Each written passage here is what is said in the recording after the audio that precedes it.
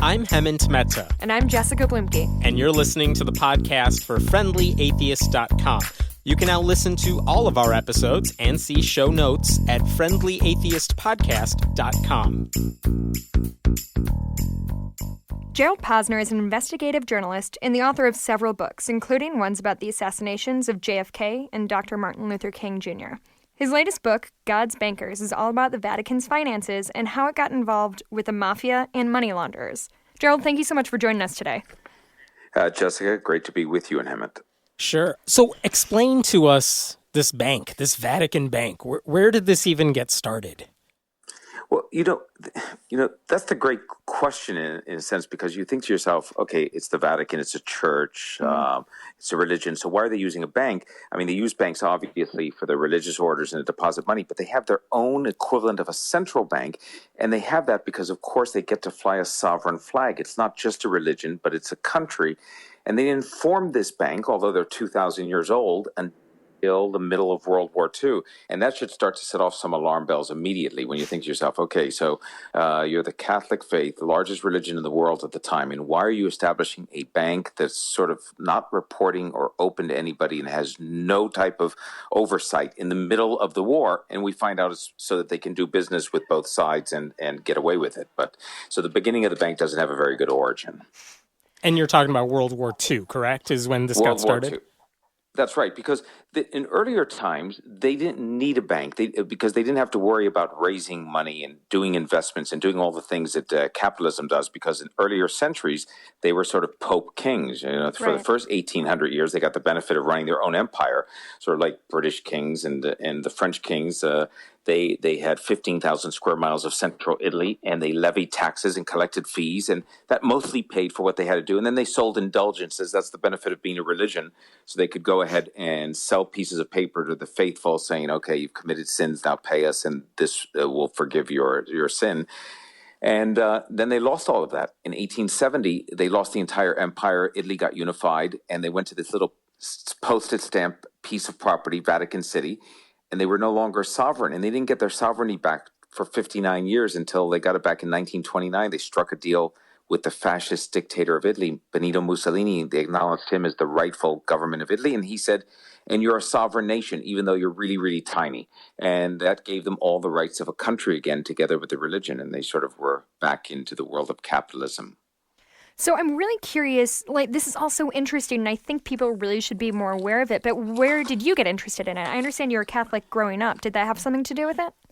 Yeah, I am, and I consider myself sort of a cultural Catholic. I'm not not practicing by any means, but I went to Catholic school, a grammar school, Sisters of Charity, and I had a Catholic high school with the Jesuits, and so that was steeped into me in terms of that culture and the religion. But that wasn't why I wanted to do it. I actually wanted to do it because of my first book back in the 80s. I was doing this book on a Nazi war criminal who had been Joseph Mengele, this Nazi doctor at Auschwitz, the biggest concentration camp. And in pursuing where he was and how he got away, I was down in Argentina, and I came across these files in the secret police archives that showed that this priest in Rome and a bishop in Rome after World War II had helped Nazi war criminals get down to Argentina in safety. And I put that in the back of my mind. It wasn't the story I was doing then for that book, but I thought, I want to come back at some point and look at the Catholic Church, the Nazis, and World War II, and see if there was more than just that sort of connection of a few sympathizer priests. Were they really doing business with them? And it took me until 2005 until I found a publisher in Simon & Schuster who was willing to let me go and do that. They said, okay, go ahead and look at it. And instead of just being a story about World War II, as you know, it turned out to be a story about the money and turned out to be like a 200-year history of follow the money in the Vatican. How do you even go about doing that? How do you follow the money when... I imagine there's system. Yeah, it's a closed system, and I'm sure they're not publicizing this anywhere. But hey, look at all our bad money. Yeah, you're right. So the part of this that is challenging is trying to get incrementally some new information. And I did go the route, of course, of approaching the Vatican. I asked for access to their secret archives, which they actually call them the secret archives, and asked them for access to the World War II material. And they're like Bond villains. It's great. That's right. So, where do you want to see files? In the secret archives. You see those, or the super secret archives. So I figured I'll follow the process. So I applied to the bishop in Miami, figuring there's a bureaucracy here. It's like a country. So if I was applying to see the files in Germany, maybe I would ask the German ambassador to the United States to forward my request on to the foreign ministry, who might then forward it to the Bundesarchives or that. So I forwarded to the bishop of Miami, who seemed, at least in this mail, to be enthusiastic and say, oh, great. And then he forwarded to the nuncio in Washington, who's like the Vatican ambassador to the United States. And he sent it on to say, hey, this guy really looks like he's a serious researcher. I think he should get access to the secret archives to Rome. And there, the bishop who ran the secret archives said, oh, what are you guys, crazy? No way. So he sent back a letter that said, we're not letting him in. And they just ignored all of my requests for interviews over the years. They just never even responded. So what it forced me to do, you said, how do you get the story? I knew that the Vatican Bank, to the extent that they did business with, let's say, the Nazis during World War II, although they may have it as secrets in the Vatican, meaning that all of their files are secret, the companies or the governments that they did business with or transferred money to had to be on the receiving end. So there's a record there. And so I picked one industry to try to find out if I could get more information. That turned out to be insurance, because that was an area where all these big Italian businessmen were in World War II, and they knew the people in the Vatican.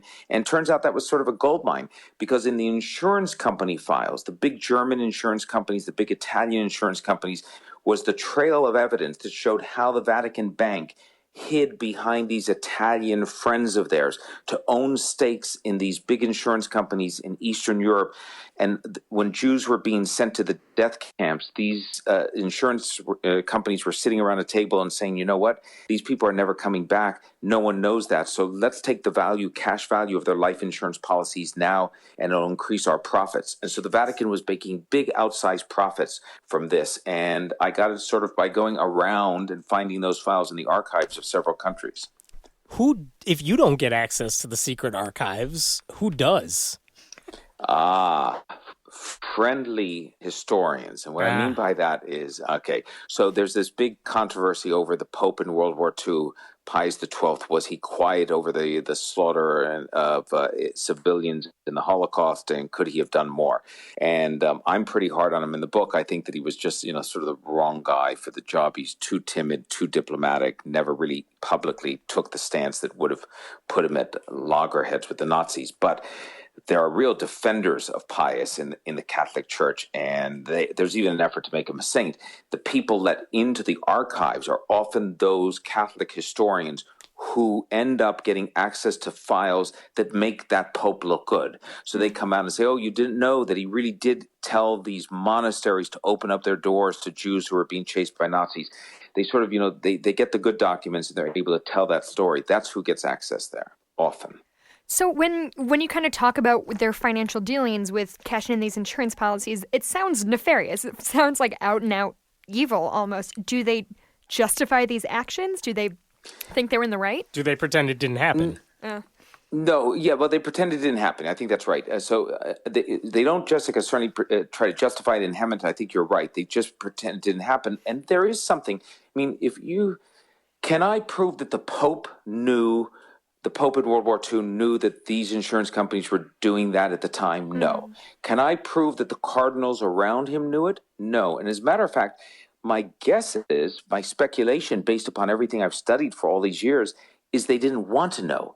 All they wanted to know was that the bank was doing well. So the guy who ran the bank was a layman, a pious Catholic, who was really this financial wizard. And he made it into this, just, like an investment bank on Wall Street, investing in arbitrage gold, investing in the Nazis and the Americans and the British. He had money everywhere.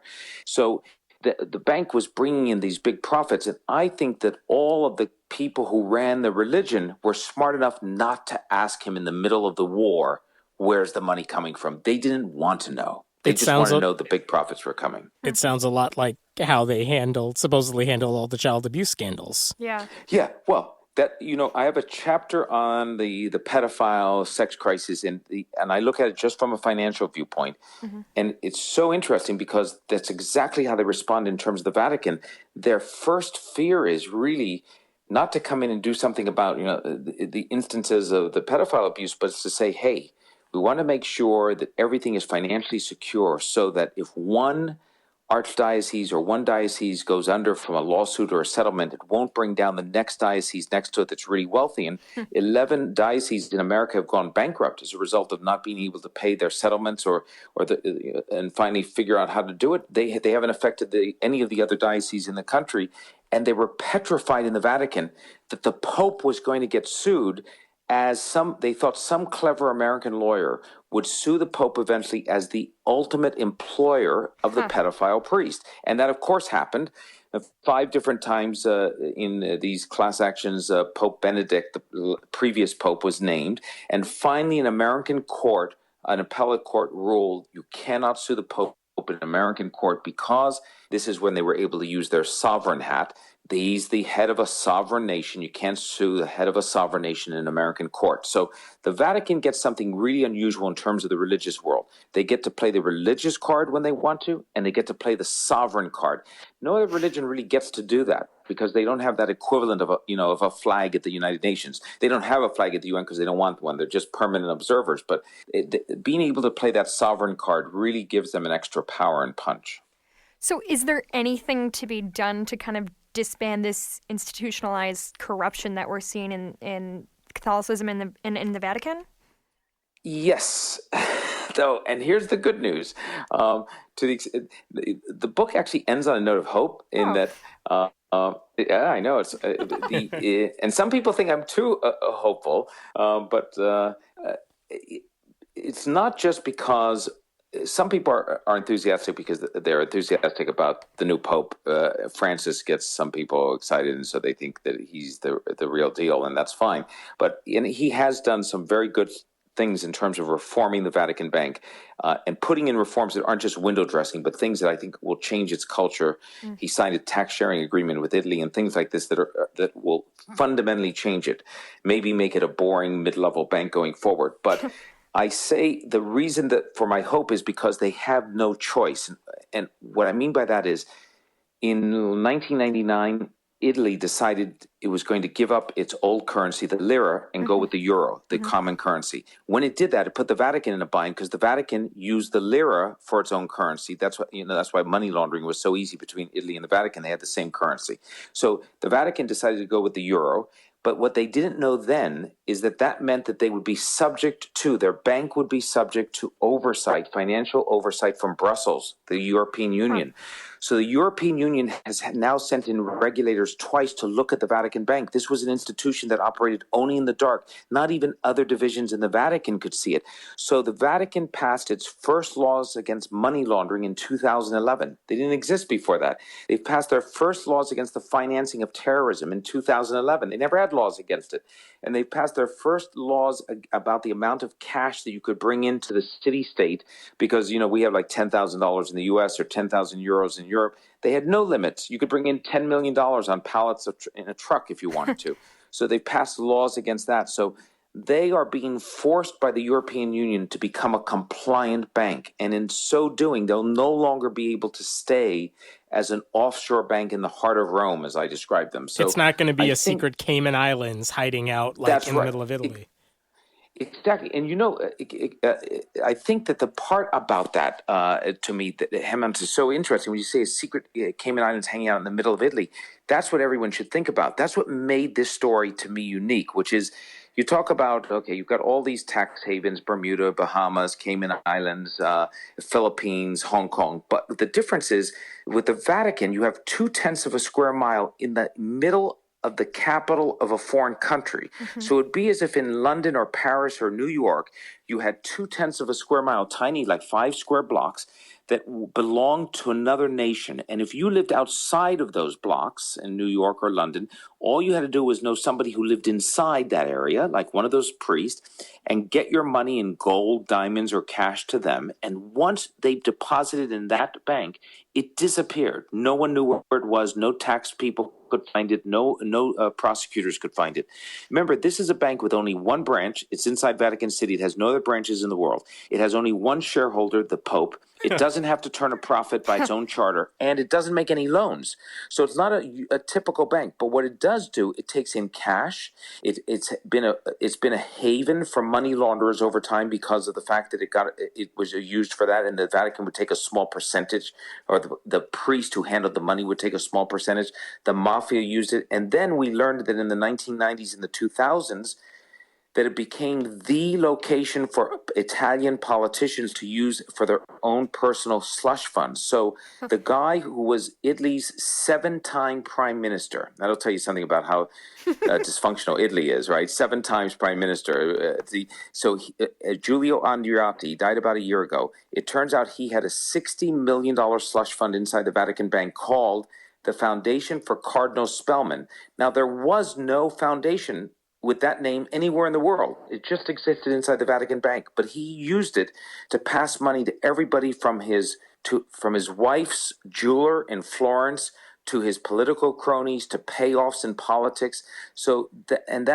What you had Italy's top politicians using the Vatican Bank as sort of their own personal slush funds. And that gave the Vatican power because it knew the dirty secrets about Italy's politicians, but at the same time meant that the Italian politicians were always going to protect the church's right to no taxation and things like that. So it's a really incestuous relationship.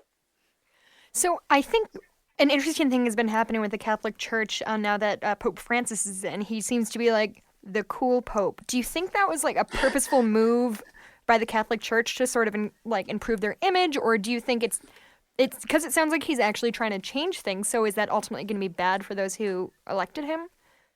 Yeah, I think that he's the first Jesuit elected. The Jesuit order, which had been he's a lot of people at the top of the Catholic Church were distrustful of the Jesuits. They weren't sure. This is probably the last time they'll elect a Jesuit because every election, I talk about this a little bit in the book, they have so Pope dies and then they have the conclave, the gathering of cardinals to elect the new one. Mm-hmm. And as the Catholic Church tells it, the Holy Spirit comes down, descends on the cardinals and helps them select the next Pope. Of course, what really happens is it's like bare knuckles politics, just like the Republicans and Democrats knocking each other out. And some cardinals want a conservative, traditional, sort of old line Pope, and then others want a more liberal, reforming Pope. That's the fight for the soul of the church every time. And this time they went with the reformer. The thing that's interesting is what's taking place behind the scenes is the Italian cardinals, who no longer make up a majority. They can't elect on their own one pope, even if they all voted together, and they all dislike each other, so it's hard to get them to vote together. But they want an Italian back in the papacy because until they elected a Polish pope back in 1978, that had been the first non-Italian pope in 450 years. So the Italians had a lock on the papacy. Then they lost it to the Polish pope in 78, John Paul II. He goes until 2005, and then the next pope's elected is German. Mm-hmm. That was Benedict, the last pope. And now they come up for the third election, and instead of going to an Italian, it goes to an Argentine. So the Italians are itching to get the papacy back, but they're going to have to wait until they lose Francis, the game of papal survivor.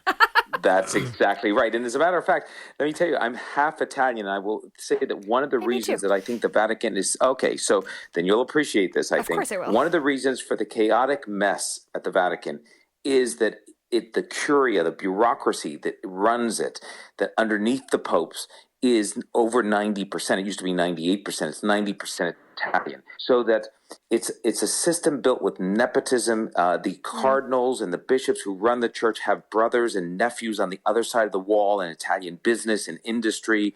They're cutting favors with contractors. They're doing outsized contracts. It's just such a sort of incestuous melting pot that it's part, I think, of the problems of why this church has ended up with so many headaches. I want to go back to something you said earlier, which is, if the Vatican Bank doesn't let you into their archives, you had to figure out a workaround. So you went to these insurance companies who had done dealings with them, and that's how you got information here, which is very clever. And so I want to ask about like this investigative journalist aspect to it. First of all, with your whole career, the books you've written, how does this rank in terms of difficulty, in terms of investigating the story and finding out stuff that no one else had uncovered before?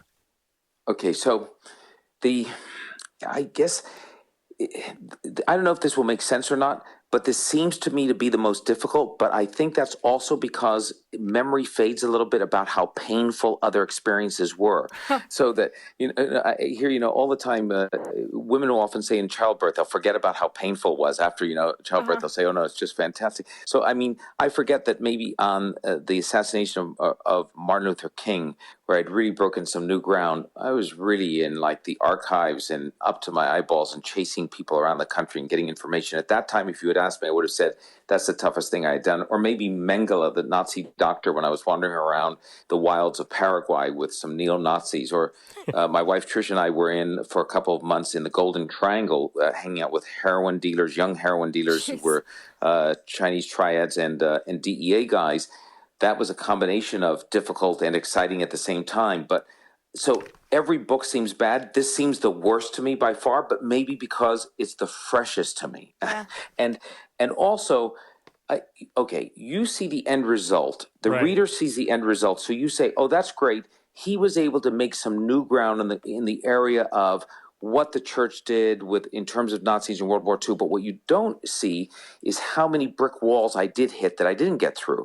So for every area where you make some progress, like in insurance, there is another area where you kept trying and nothing came through. Or you sat in archives, you went through Polish files, and there was nothing there that was useful. So I think a lot of investigative reporting is reporting on 10 different avenues that may be productive. And in the end, if you're lucky, 1 or 2 will prove to be productive, and the other 8 may prove not to be at all. Now the question is, for any good investigator coming into this story, I've taken you so far. I can take you into the fact that the Vatican Bank did business through these Italian proxies with insurance companies in World War II. Can I tell you how much money they made? No. Can I tell you the extent of their how much interest they held in each company? No. Where's that information? It's inside the Vatican. And that's why, since the book's been published, I started a website called freethefiles.com, which is a link to signing up an online petition to ask the Pope to free the World War II files. Is it going to force him to do it? No. But I still would like to present it to him when he comes to America in September and say, Francis, you're the reformer. If anyone's going to do it, maybe you will. A lot of people would like to see you free those files. It would be nice if you do. Have you had any response from Francis at all? You sent him a copy of the book, right? I did. I'm sort of the glass half full type of guy. So I think that it's always worth, even on a long shot, making a request for an interview or doing all those things, because the worst somebody can do is ignore you or say no. So I did send him a copy of the book with a cover letter that pretty much said, with all due respect, this is the history of the finance of the Vatican. You probably know most of it, but it's now your history. Because he's elected as Pope, he's called the Vicar of Christ on earth. And you have to think that, the men who are these cardinals and bishops, for the most part, they really believe that. And if they do, then he has an extra obligation going forward to try to make sure that history is not repeated. And the only reason I thought there was some hope that he might have reach out is because he is unpredictable. That's the great thing about Francis. But so far, it's just silence from there. Are you just picturing the book sitting on his bedside table, like, oh, I'm going to get to it. I just wanted to finish the latest Dan Brown novel. I think that, I would think, that in the old days, the people around him and his assistants or that, and the monsignors who are his assistants would just keep anything from him like that, and they would just say, that's just troublesome, forget about it. But because he is unpredictable and because things do get around, I don't think they can afford to do that. So, but the thing that the Vatican does is, you'll understand this immediately. They have, because they are this 2,000-year-old institution, they have the long view, which is We survived the Huns. We survived Napoleon taking the Pope back to France as a prisoner. We survived Hitler. We survive everything. So a book comes out that makes it uncomfortable for them about their money in history. They just wait it out. They sort of duck down and they wait for the bad news to stop, and then they know they can keep doing whatever they do. Have you gotten any blowback from Catholics in general, not necessarily in the Vatican, but just people who are Catholic? Yes, I have some. Okay, some Catholics think it's anti-Catholic. They say, "Oh, it's an anti-Catholic book," and I say, "Well, you know." And then some people think that I'm Jewish because Posner, and I've written books about Nazi with Joseph Mengele, and so they just assume. I talk a lot about World War II in this book and doing business with the Nazis, so they say, you know, and I get some nasty comments about, you know, "Oh, you Jews, I'm sick of this and that." Oof. When I tell them that I'm Catholic, they're just sort of stunned at that. They think it's a trick, so you know, I say, look, to the extent that I was born Catholic and cultural Catholic, you know, not a practicing Catholic, but then it's my history as well. It's just a straightforward history. You can't make it good just because you want it to be good. Sure.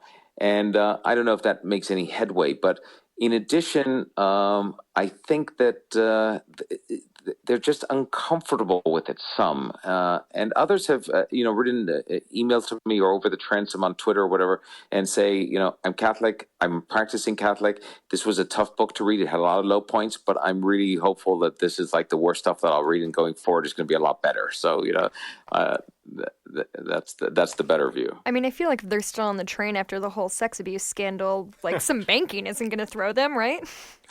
Yeah, but what is interesting though is that in the end, so I kept thinking from the outside before I did the research, that's very same thing. So I'm thinking, okay, they went through the sex abuse scandal, but then you realize when you get into the sex abuse scandal, so much of it comes back to money, and that's the part that, you know, I think. For people, a lot of people won't be surprised by that. They'll say, okay, it's a church. I realize it's about money. I get that. But what made it different for me here is that, again, I come back to this sort of duality of being a sovereign country and a religion. Mm-hmm. The same guys, and I can say guys because there are no women involved. This is, you know, just strictly a guys organization. So the same guys who are running the church at the top, the cardinals and the pope, are the very same guys who then are stepping to the side and making decisions about as a sovereign country for Vatican City. They don't have different people doing it. So it's not like one is running the religion and another one is doing the decisions for the government. It's the same people doing both. And that's part of the problem. But since money's at the core of both, raising money for the religion and then making sure that as a country they're running at a profit and not a big deficit, it gets all mixed up. And that's where it gets real slippery, I think. It seems insane that they're like worried about raising money when they clearly are like sitting on vaults of gold. Yeah, well, you know, one of the things the church has always had an amazing ability to do through its history, and you see this when you look at the story of money in the church, is be able to claim poverty time and time again, even though it was taking in big amounts of money. So they often say we're short of money. The Pope is short of money. Raise money for the Pope. Peter's pence. We talked about that before. And next year, Pope Francis has called for what will be a holy year, a jubilee year. Those usually only called every 25 or 50 years. There, when pilgrims go to Rome and they get special, they can have special meetings with some of the clerics. The Pope is doing special things. And they sell everything. It's a big money raiser. Jubilee holy years will raise millions and millions of dollars for the church. So when I saw that announced, I thought to myself, that's very interesting. They're reverting back to sort of this old style way of bringing in even more money next year. Do you have an estimate of what the net worth of, I don't know, the Catholic Church or the Vatican? Like, do you have an estimation, or is it just impossible to say? It's impossible, at least for me, to say. If there's somebody out there who's clever enough to do it, I want to hear from them. Because the reason it's impossible to say is, first, you'd have to value the equivalent of that art that's inside of Vatican City itself. You know, okay, so, you know, the ceilings, the Sistine Chapel, the Michelangelos, priceless. If some Russian oligarch, and I guess now that oil's down so low, there aren't many Russian oligarchs that could afford to buy the Sistine Chapel. But 6 months ago, or some Saudi prince wanted to buy it, it's billions of dollars. But beyond that, the real estate of every country every Catholic diocese is kept separately on a different set of books, so you don't know its real value. So New York City, the largest property owner besides New York City is the Catholic Church. Oh, I have heard The that. largest property owner in Italy, aside from the Italian government, in the Italian country, is the Catholic Church. And remember, they don't pay taxes on that property. So not only is it incredibly, it's worth a great deal. It's incredibly lucrative in terms of what the assets are, but it also has an advantage that no regular competitor or country could ever have, which is sort of that tax exemption. Yeah. And that makes a difference. The only country on the planet that owns more land outside of the mass of its country than in the country itself. It's a really unique and peculiar country for that. Going back to your investigative journalism aspect of this, what do you know now about reporting on all these different stories you've done? What do you know now that you didn't know when you were starting your career? Oh, I know what I know in terms of now, the art of investigating, not necessarily the specifics of the stories.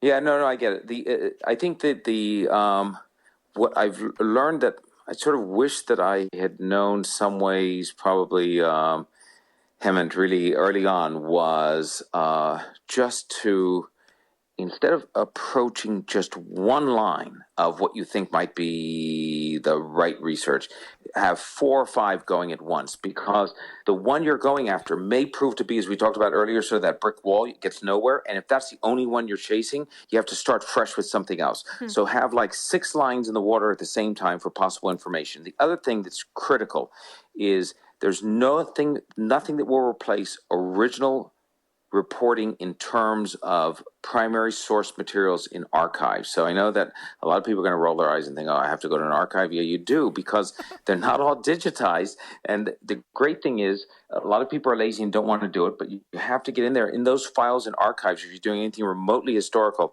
are microfiche and microfilm and all these old files that will sometimes fill in something that you didn't know beforehand. And then when you start your interviews, you've got so much more information, because the interviews are only good if you are really, really knowledgeable. I remember, so many times it'll be a home run interview, but that's because I knew so much going in that I knew the questions to ask. And on a time when I didn't have the chance to prepare fully, I hadn't gotten into all the files, later I'd finish and 6 months later, I'd say, I wish I was talking to that person again. They won't give me a second interview because now I know what question I need to ask. That's always the key, right? Yeah, that's fascinating. So we're coming up on time. So your book is called God's Bankers, and it's out on shelves now, right? Yes, it should be on shelves. As authors, you always worry about that. You sort of go into a bookstore and nobody's ever heard of your book or that, but it should be everywhere right now. And I think it's sort of, the feeling is, here's where it's great is if somebody says to me, you know what?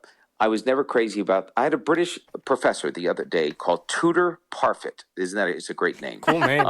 Yeah, is a great name, and he's British, and he's actually Church of England, and he's a professor. He's covered Jewish studies and everything else. He's really an eclectic and interesting guy. And he said, I don't really like the Catholic Church. I've never liked it, and I have a very low opinion of them. And I read your book, and I was still really surprised. Now that's great, because what you don't want somebody to read it and say, you know what, I sort of expected this. Yeah. This is what I thought I would find, because that's good. And then, I get somebody else who thinks that it can't be, there's nothing that will surprise them anymore. And there are some, twists and turns in there that, to me, still, I don't care, how much faith you have, even as a real hardcore Catholic or that. If you read it, there have to be some points in there in which you shake your head and you think, if nothing else, this book proves that the men who run the church are certainly every bit as mortal as anyone else. There's no infallibility when it comes to that. And you put a group of men together with billions of dollars and put them in the dark with no oversight, like you did with the Vatican Bank, and human nature will take over, and some will be honest, but some are also going to get up to all types of dirty dealings, and that's exactly what happened here. I imagine it's got to be kind of insulting if someone reads your book and they're like, yeah, I kind of expected this. Like, it's like, no, I've done a lot of research. Like, you did not expect all this, because that's what I've been working on for a decade. How annoying is that? Yeah, no, a little annoying. And of course, sometimes that's so fantastic, because sometimes people also have a much grander ambition. So, I've had people that were disappointed that I didn't find out that the popes were murdering, each other and murdering bankers. And, and there certainly are some murders in here. There's a businessman who ends up dead from cyanide, and there's another guy found hanging under London Bridge. But I didn't find enough murders to satisfy the real murder freaks. So, it was unfortunate. I don't want to ask you, because I'm sure you keep the stuff under wraps until it's ready to go. So I don't want to ask you, what exactly you're working on, but how many sort of lines of investigation are you working on, hoping something might pan out for the next book? Yeah, you've actually asked that question exactly as I would ask it, which is meaning that normally somebody will say, what are you working on next? And I don't have the answer to that. But what I am working on, Tricia works with me. The two of us are working on like 6 lines of inquiry right now, one of which will turn out to be the next project, but we don't know which. And so this is the period of high expectation when you're not quite sure what you're going to be spending the next few years of your life on. You've got literally in this case 6. We had 4 and it's sort of expanded out to 2 more. They're very, very different themes and storylines, some more current, some a little bit more historical, but really different. And we sort of like each one, or we wouldn't even be looking at them. But now we have to do enough reporting and research so that we feel comfortable there's enough to then go and do for a couple of years. And then we have to present maybe 2 or 3, maybe 2 at the most, to a publisher. And the publisher will say either, oh, yeah, we're interested in that one, and, we'll pay you some money and you go off and do this for a couple of years and then come back with a book. Or they'll say, no, those don't interest us at all, in which case we have to go back to the drawing board and try to come up with maybe one of the other ideas. So this is sort of this odd time when you're trying to find something you love and want to do, and that a publisher will like and want to publish. And then you have to keep your fingers crossed and hope that when you do the reporting, you get something new that no one's ever heard of, and that when you publish it 2, 3, 4 years down the road, that the public will care about it because you don't know what's going on. That's absurd. That's amazing. So if this podcast is still around in 10 years, we'll have you back on for your next book, right? Is this the first time? Is this the first time you and your wife have done a project together? No, we actually have done them together since every book, believe it or not. So you worked together on the research for all the books. Yeah, we worked together on the research, and so she did 2 books on women's health. Her first book was called "This Is Not Your Mother's Menopause," about why you don't have to go through menopause with hormone replacement, and then "No Hormones, No Fear," sort of an updated paperback. And I did the research with her on those books, and I, at that point, was certainly the guy in all of Miami and New York City who knew more about menopause than any other guy around. It's just as she's originally Jewish from London, and she knows the succession of popes from Leo the 13th on like no other Jewish girl knows in the entire world. So, we share each other's obsessions at those moments. Hammond and I can't even get our spouses to listen to this stupid show. Yeah. So then it gets even better. Wait, not only does she work with me on it, but I punish her in essence by having her go and listen. She's not listening to this, but when this, she will be listening to this on the podcast. She'll be hearing it, and she has to be punished then by going through the entire sort of talk about the book for the next 2 months as well. Even though she could do the same. She could do the same interviews. Herself. Yeah. Hi, thanks for listening. That's great. Well, Gerald, thank you so much for your time. We will post links to all of this on the website, and the book is God's Bankers.